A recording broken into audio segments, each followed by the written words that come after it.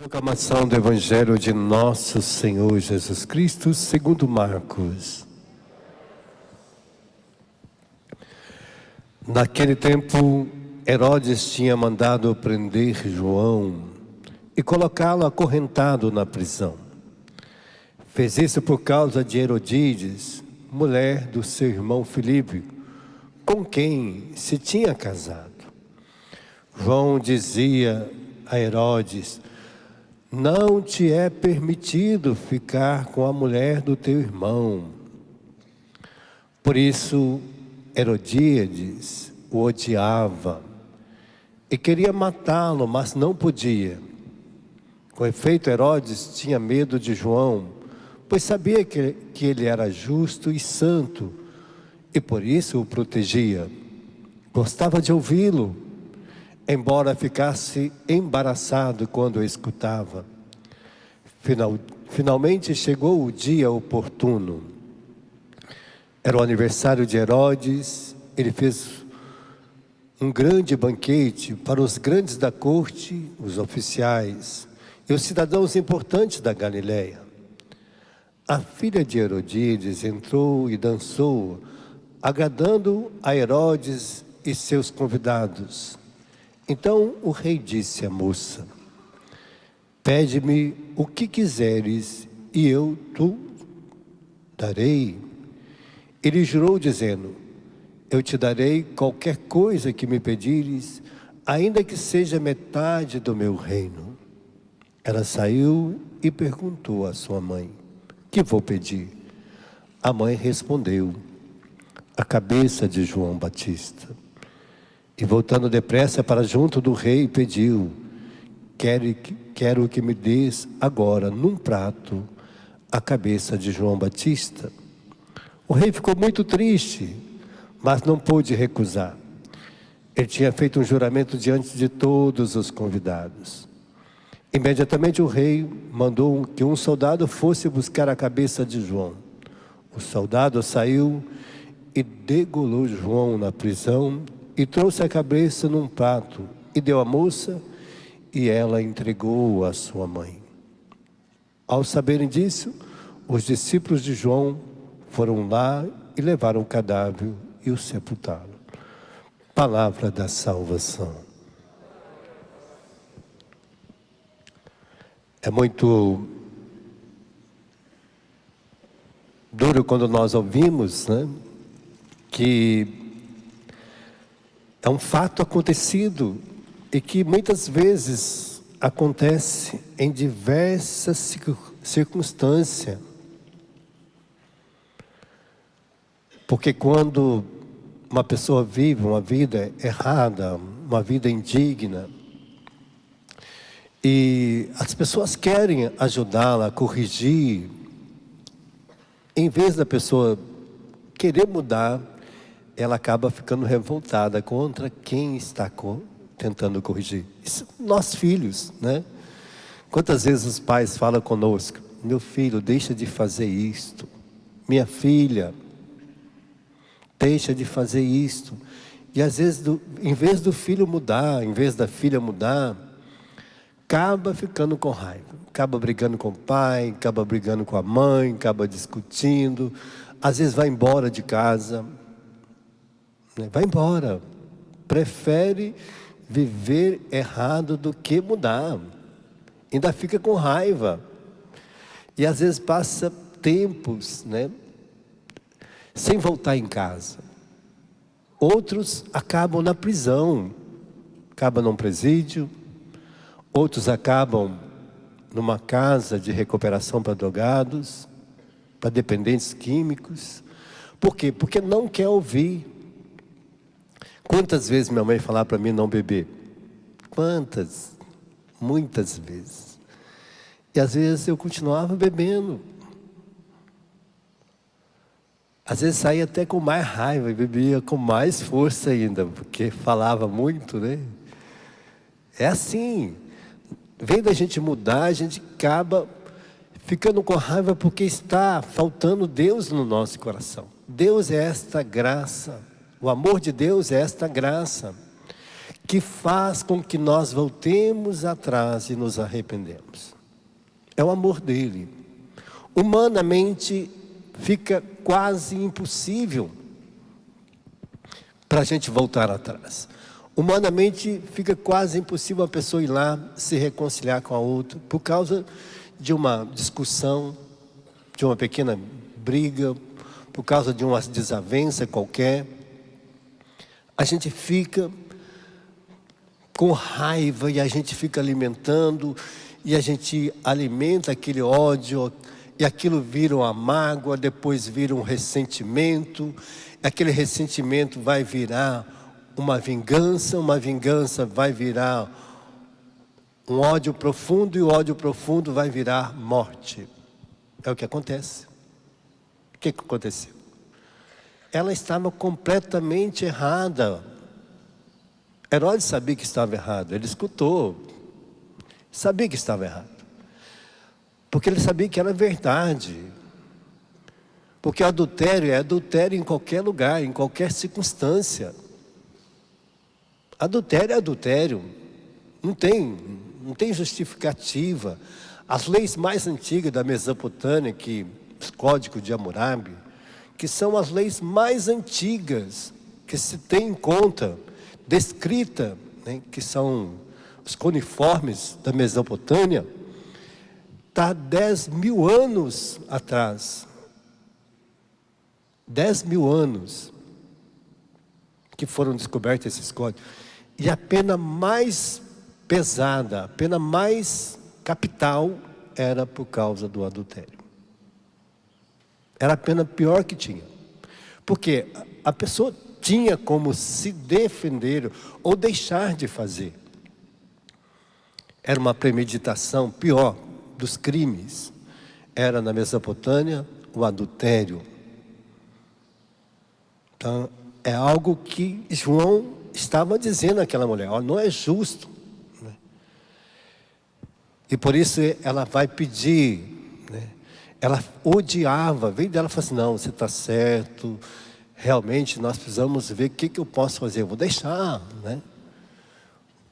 Vou mudar. Não. Ela ficou com ódio, e o ódio levou ela, em vez de pedir a metade do reino, ela preferiu a morte de alguém. E acontece conosco, às vezes a gente perde a cabeça dos outros também, né?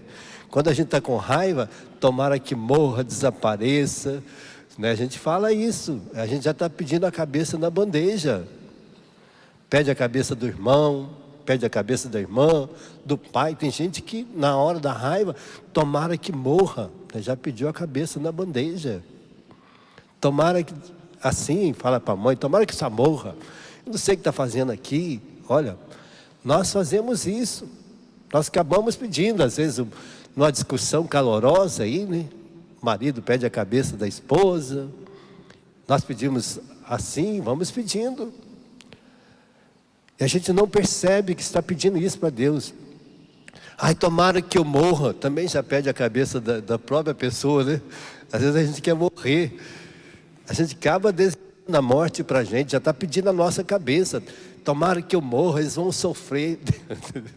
Quem disse que eles vão sofrer? Né? Às vezes tem situação que não vão sofrer. Então é melhor você ficar aqui, que pode consertar, pode resolver as coisas. Isso que Deus mostra, né? Porque Ele está dizendo na primeira leitura desta riqueza, que é a nossa vida diante do sofrimento. Deus não está dizendo: olha, eu coloco as palavras na tua boca, eu te dou palavras de sabedoria, palavras para mudar as situações mais difíceis que for aparecer diante de você. Eu te dou palavras, eu ponho em ti a roupa e o cinto. Levanta, comunica tudo que eu mandar. Deus está dizendo: não vai ficar prostrado, desanimado, abatido diante dos ataques das línguas, das maldades, da violência, das mentiras, das calúnias. Deus está dizendo: não, põe a roupa, levanta. E Ele vai dizer assim, ó: comunica tudo que eu mandar, tudo que nós dissermos da palavra de Deus, daquilo que Deus nos dá sabedoria. Ele fala, não tenha medo, senão eu te farei tremer na presença deles. O medo nos faz tremer, nos faz acuar, nos faz querer desaparecer, sumir, acovardar-se. Mas Deus está dizendo, com efeito, eu te transformarei numa cidade fortificada, numa coluna de ferro, no muro de bronze contra todo mundo, frente aos reis de Judá, aos seus príncipes, frente a qualquer pessoa. Deus está dizendo, eu te transformarei numa coluna de bronze, de ferro. Eles farão guerra contra ti, mas não prevalecerão, porque eu estou contigo para defender-te. Deus está dizendo, olha, eu estou aqui. E quando você abrir a boca, se você não tem palavras, eu vou colocar palavras, eu vou dar o Espírito da verdade para você. Eu vou te transformar nesta coluna de ferro. Eu vou te colocar na frente deles, para que você seja força. Não fique com medo. Não se prostre. João Batista estava lá, ele sabia que mais cedo ou mais tarde, todos os profetas, muitas vezes, em Israel, tinham passado por essa situação. Agora era a vez dele. Agora era a sua vez, né? Por quê? Porque ele sabia que aquela pessoa, ela não fez como Esther. Olha Esther, a gente vê a história de Esther, o que que Esther faz? Ela apresenta diante do rei, agrada a sua beleza, encanta. E seu povo estava para ser perseguido até a morte. Tinha decretado, o rei já tinha decretado, que todos aqueles que eram judeus deveriam ser expulsos, mortos. E ela sabia que era a sua família, que era o seu povo.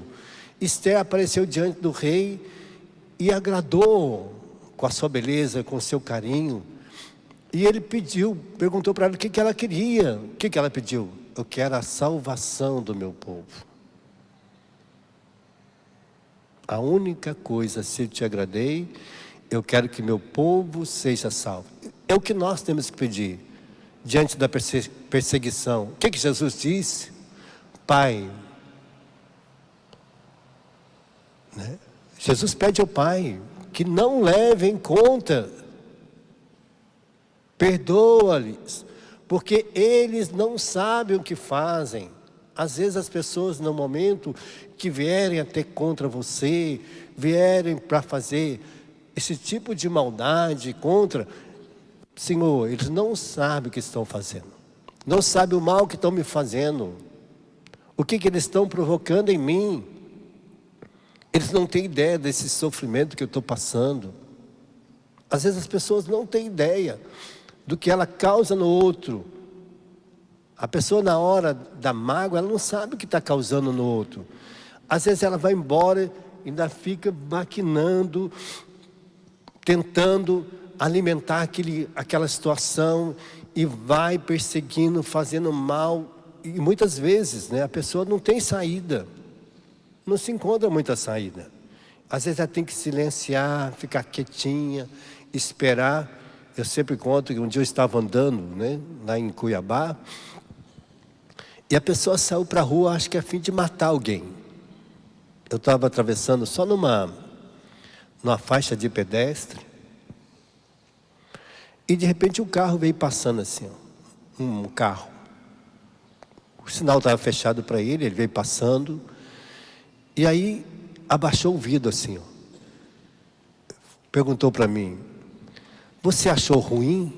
Eu falei, não, vai com Deus, tudo bem, o senhor quer passar, passa. Ele me disse, se você tivesse achado ruim, eu ia te dar um tiro na sua cara. Estava armado.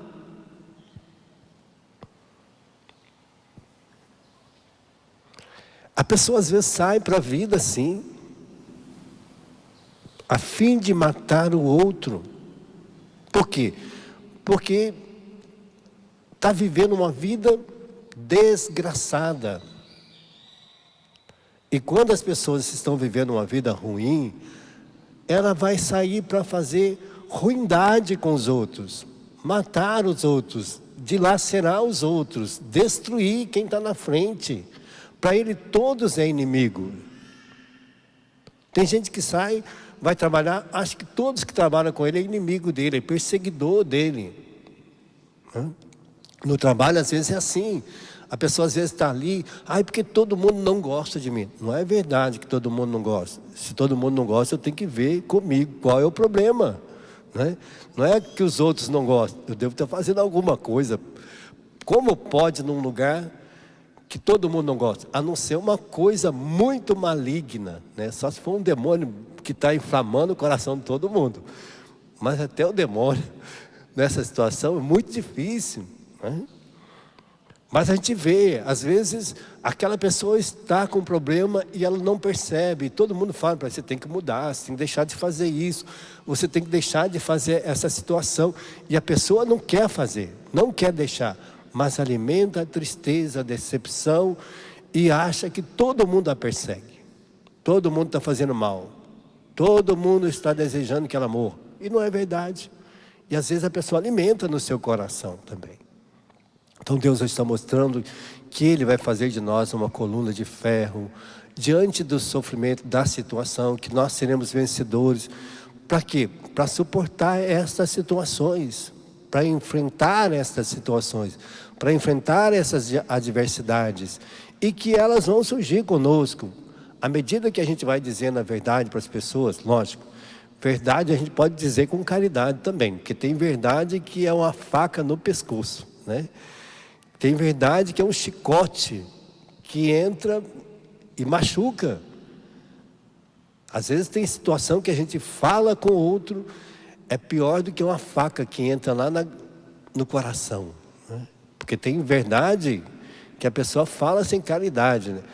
Você é muito chato. Às vezes a pessoa é chata mesmo, mas você pode dizer, olha, você tem muitas coisas, mas hoje você está muito chato. O que está acontecendo? Você está ficando enjoado hoje, está amargo, Dá para até amenizar um pouquinho, Então a caridade é essa dimensão, que você pode até exigir do outro coisas sem que ele fique revoltado.